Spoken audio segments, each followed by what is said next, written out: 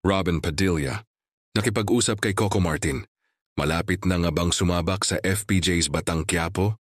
Mainit na usapan ngayon sa mundo ng showbiz ang naging pagkikita at pag-uusap nina Robin Padilla at Coco Martin sa set ng FPJ's Batang Quiapo. Ayon sa mga nakasaksi, masayang nagkumustahan ang dalawang action superstars. Sabay palitan ng mga kwento mula sa kanilang karanasan sa industriya. Dumalaw si Robin upang personal na batiin si Coco sa patuloy na tagumpay ng serye at nananatiling nangunguna sa primetime ratings. Bukod dito, pinag-usapan din nila ang posibilidad na isang espesyal na collaboration. At usap-usapan na maaring ito'y sa mismong Batang Quiapo. May mga chismis na posibleng lumabas. Si Robin bilang isang misteryosong karakter na may matinding koneksyon sa nakaraan ni Tanggol. Kung matutuloy, tiyak na mas lalakas ang elementong aksyon at drama sa serye, lalo na't kilala si Robin sa kanyang intense na pagganap sa mga action roles.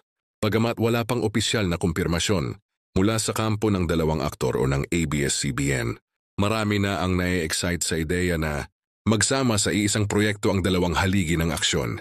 Para sa mga fans, ito ay magiging isang makasaysayang tambalan na siguradong magpapaigting pa sa kwento ng FPJ's Batang Quiapo.